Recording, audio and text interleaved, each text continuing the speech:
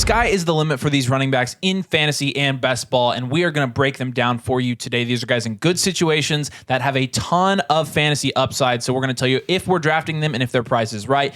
Do us a huge favor before we do that. Make sure you drop a like on the video and make sure you're also subscribed. We're trying to get to 1,000 subscribers. Hopefully we're getting there, but we can't do it without you. So make sure you subscribe and join us on this journey. Make sure you head over to flockfantasy.com/domain. When you use our code, you get 30% off the entire site, which includes rankings, articles, databases, etc. If you choose the Mother Flocker tier, then you also get a team review video from us and you get to be in a league with us. So make sure, like I said, flockfantasy.com/domain. The first guy on this list is going to be DeAndre Swift. Almost got it. You gave it away. I know. So DeAndre Swift is, look, I personally believe he's in a better situation than he was last season. And obviously the boogeyman's gone. Jamal Williams no longer able to affect DeAndre Swift, except, well, maybe in his head.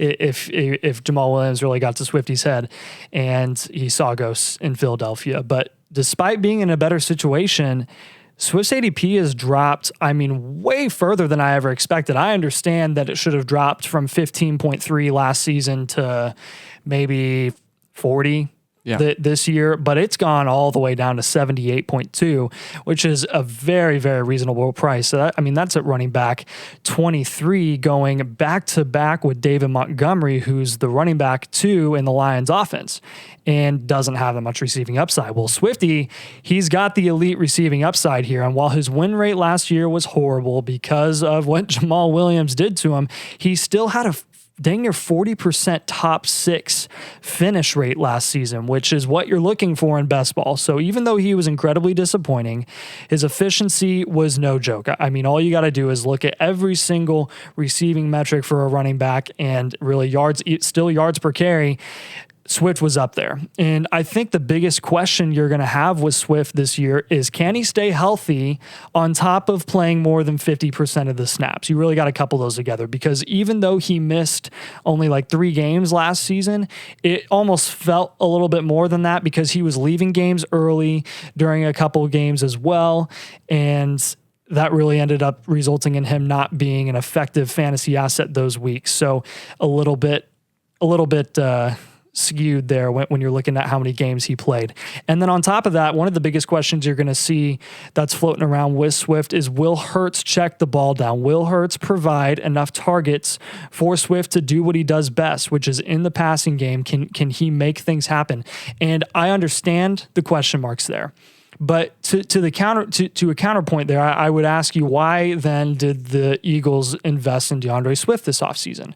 They're essentially making a run for the Super Bowl again in a very depleted NFC, and where they really should be the favorites to make it to the Super Bowl again. And their offense hasn't really changed very much outside of losing Miles Sanders, who didn't really have the receiving upside that maybe they had hoped for. And he just didn't showcase that very much. Some would say, well, Kenneth Gainwell. But they brought in Rashad Penny, and they keep bringing in, then they bring in DeAndre Swift, whose skill set is the receiving game.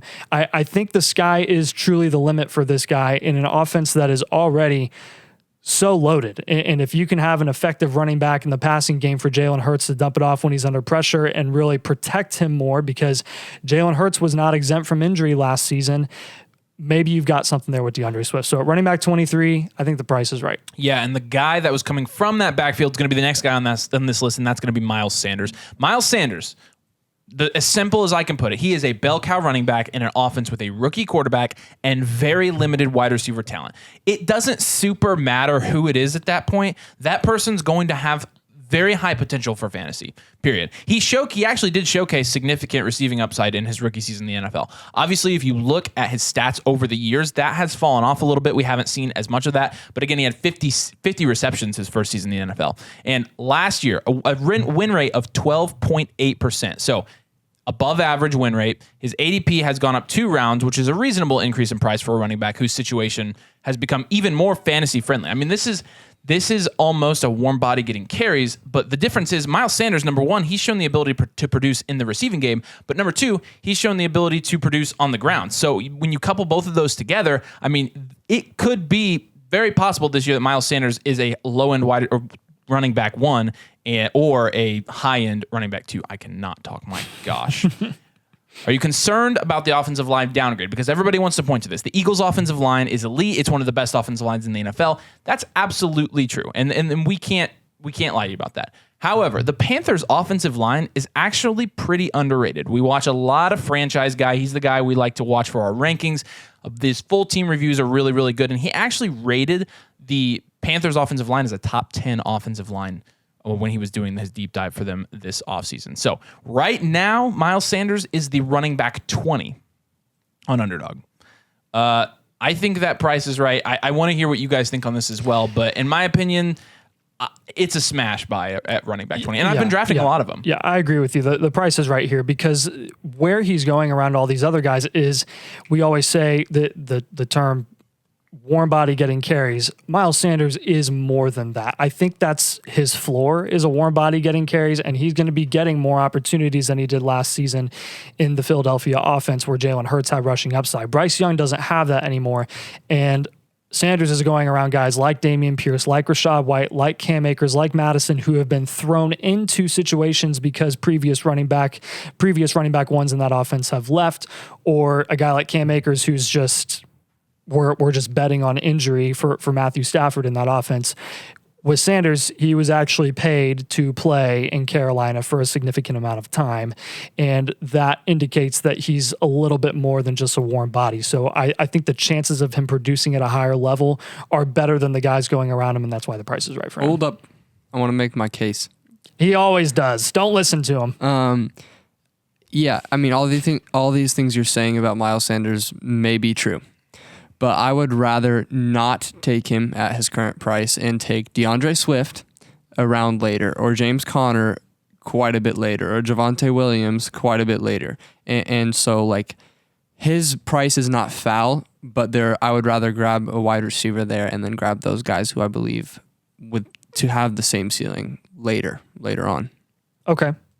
But okay. I think that's a fair argument because if you look at where Sanders is going at ADP with other wide receivers and tight ends, he's going right around George Kittle, Marquise Brown, Jackson Smith and Jigba, Tyler Lockett, and Trevor Lawrence, Michael Pittman. So you're saying why I would just grab one of those guys. You would prefer instead. to take a wide receiver you think is a better value than Miles Sanders. Yep. I understand that take. However, if you're short at running back and there are really good wide receiver values before these rounds where Sanders is going that you just had to take, and you need to take a running back for the next couple rounds, go Sanders and then go get Connor around later as well, and then go get Swift around later as well, or on the turn of a back end of a round. Yeah. So I see both arguments to that. Well, and some of the guys you mentioned are guys that are actually on this list, and guys that are other guys that are good prices. Yes. So there are other good values. Miles Sanders, I think, still remains. But the next guy on this list is going to be Travis Etienne.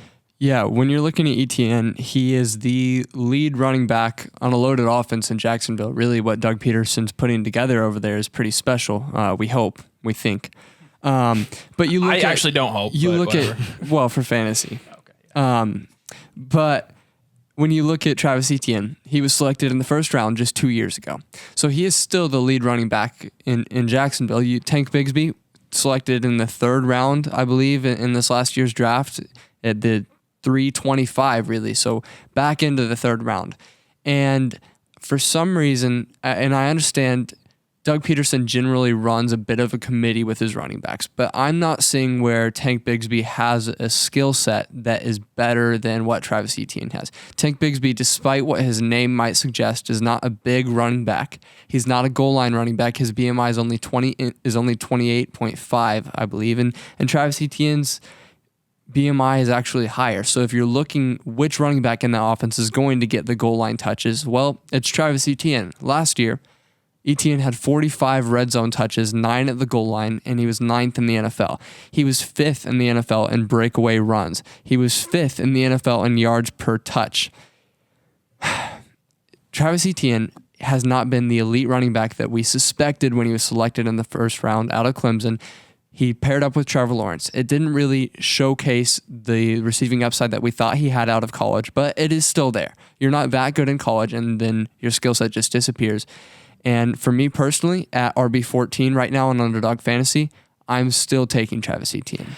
So to counter your argument a little bit and provide a little devil's advocate, the red zone touches are one of the main reasons that I'm fading Etienne in fantasy drafts right now, because being 9th in the league in red zone touches, getting that much opportunity, 9 at the goal line, why did he only put up 12.1 points per game on 220 carries? I think that shows that given the opportunity that Doug Peterson uncharacteristically provided for Etienne last season, he failed to produce at the level that they expected him to, which is why they took Tank Bigsby in the 3rd round. Like, why else would they have taken Bigsby if not to utilize him? It's a valid argument, and I think that's why he is going at RB14. You know, you look at the running back in what is considered to be an elite offense. If that running back's any good, they're usually drafted pretty highly. And all things considered, RB14 is not that high for someone playing alongside an elite running back. I think it is. I think it is fairly high for a guy who owned the backfield last year, finishes the RB17, and then also got a ton of red zone work. Didn't do well, like Nathan said. But I mean, my suspicion, like he said, is that they drafted Tank Bigsby to take some of that red zone work. And if he does take red zone work, I mean, RB14 is not like, I mean, that's obviously not running back 1, but you're right there. That's fringe RB1. And there are lots of people that actually expect Travis Etienne to be a running back 1. So that's kind of scary. I mean, he's never finished that high, and the situation's not better for him, I don't think. As much as I like... The team situation is fine, and probably the team is better, but he just, Tank Bigsby could, especially with the red zones. As much as I like a lot of the values that are falling at the running back position, Etienne is like one of the guys that I'm intentionally avoiding at his price right now. So I mean, there's guys going behind him. He has a high ceiling. Yeah, no, but he does have a I don't. If he gets those red zone touches again and he converts them with a higher touchdown rate, his touchdown rate was only 2% last year. Yeah. That is going to go up if he converts those back into touchdowns. If he continues to get the rest of his touches, if he rushes for 1,000 yards again this year, it doesn't have to be 1,300. It doesn't have to be 14. And if he gets even 55 receptions, which we know he can do, then he's going back, and the sky is the limit, right? 35 receptions, not 55. Yeah, I'm saying if he did. Oh, I mean, he had 48 receptions in 12 games his senior year. And for me, a lot of people are drafting Etienne as their first guy off the board in best ball drafts, and I just don't trust it. There's too many ifs with Etienne, and he's being drafted like he's already going to do what he has yet to do. And there's guys going behind him, like Mixon. Mixon has a bell cow role in Cincinnati, and he's going behind Etienne. Najee is going behind Etienne. I'll take Najee. Aaron Jones, who's proven that he can produce at a running back 1 level with limited opportunity in an offense already, like I'm taking Aaron Jones. Even Jahmyr Gibbs, like I'm considering Jahmyr Gibbs over Travis Etienne as well. Yeah, they're going back to back. Yeah, we have to move on, but great discussion. Alexander Madison's going to be the next guy on this list, and you bet him. Yeah, so Alexander Madison, I think, is a really intriguing guy in best ball this year. And look, I completely understand that his ADP should totally be going up because of the elephant in the room, or you could say no longer in the room, being Dalvin Cook. Running back 19 on Underdog, and the hype has been so much for Madison that he's even going ahead of Sanders, who has had a bell cow-esque role in Philadelphia's offense before, and has shown that he can produce at a low-end or high-end running back 2 level. Madison's going into an offense that passes the ball a ton, and Dalvin Cook, who really had some significant receiving upside for the majority of his career, even though his efficiency went down, he was able to make up for it in the passing game. I don't think Madison has that same upside, or at least he hasn't proven it. But let's look at what he has done, because while I do have my questions about Madison, I think it's still intriguing because of what he has showcased in the past. Every time he's been given the chance to lead the Vikings backfield, he's delivered. I mean, he averaged when he's had more than 50% snap share in the Vikings offense, he's averaged 21 attempts for 4.36 yards per carry and 22 points per game. The catches in his 4 years, he's only had a snap share greater than 50% 6 times total. So super small sample size. And while I understand the hype, I think his efficiency is going to go down when he's given a significant workload that's consistent. Because even though he was more efficient in the games, he had a bell cow workload. I mean, we're talking about football here, which is a violent sport, and what separates good players from the great is the ability to produce at a high level week in and week out. Yeah, Can Madison do that week in and week out? Can he do it more than just showing up one game and sitting on the bench for 8 games? I mean, there's an argument to be made that that's why he produced at such a high level. He really could be the definition of a warm body the past 4 seasons. Will he still be the same efficient Madison, given 50+% opportunity share in that offense when he's playing every single week? I have my questions, and for that reason, I'm out on Alexander Madison at running back 19. I'm taking Rachaad White over Alexander Madison. I'm definitely taking Miles Sanders over Madison for sure. I mean, guys going around him still. Aaron Jones going very close to Alexander Madison. Give me Jones all day. Yep. And you've got the last guy on this list, Cam Akers. Yeah. I'll just kind of run through Cam Akers real quickly. He's nothing special. We don't understand why he was really ever hyped up back in 2021 to be a top 6 running back in fantasy and all that. We all remember that. Cam Akers, however, last year had a top 24 finish in 5 of the last 6 weeks. So he has that ability. He was an RB1 overall in week 16 last year. But like the thing that we're looking at is it took 3 goal line touchdowns for him to get to RB1. We're looking at the Rams offense next year, seeing Matt Stafford has been really struggling with injury for the last season. What is he going to be this year? I mean, Sean McVay almost left the Rams. I mean, there were rumors about him leaving his head coaching job for the Rams because the roster is in such a dire situation. The Rams will not be a good team next year. So having Cam Akers and having the running back on that Rams offense is not what it was going to be in 2021 when Darrell Henderson was performing like a high-end running back in fantasy. What we are recognizing is that did happen, though. Darrell Henderson was playing like a high-end running back. And Cam Akers is now taking over that role. You know, you have Matt Stafford back. You have Cooper Kupp in that offense again. You know, they still have Tyler Higbee. So there is that upside again if the Rams happen to string together a good season. We're going to bet that doesn't happen. Yeah, and a lot of people want to make the argument with Akers. Well, did you see his last 4 games or whatever, blah, blah, blah. Yeah, he still only had a win rate of 5.7%. So even when it mattered, like, I mean, with Cam Akers, And that was during the playoffs. And that was That's it was crazy. during the playoffs. Yeah, that's because he really screwed your team that bad in the early offseason. Yeah, a lot of the teams that Ultimately, drafted him might have not made it to the playoffs. not to mention he was playing with Baker Mayfield then. So really the upside with Akers kind of lies with anticipating injury for Stafford, and that, in my opinion, is a foolish bet to make I mean, it he was RB21. going in the 3rd round last year, which is Yeah, insane. that's His crazy. top 6 Unreal. percentage was 42%. So Yeah, that's not horrible. superb. All right, those are some players that we think, like I said, have some high ceilings in fantasy football. Do us a huge favor. Let us know in the comments. Goodness sakes.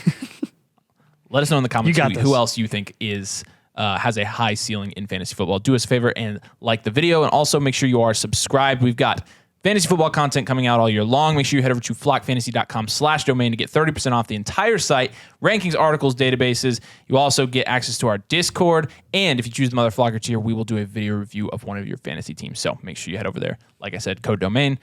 We appreciate you watching. Thanks for joining us, and we'll see you later.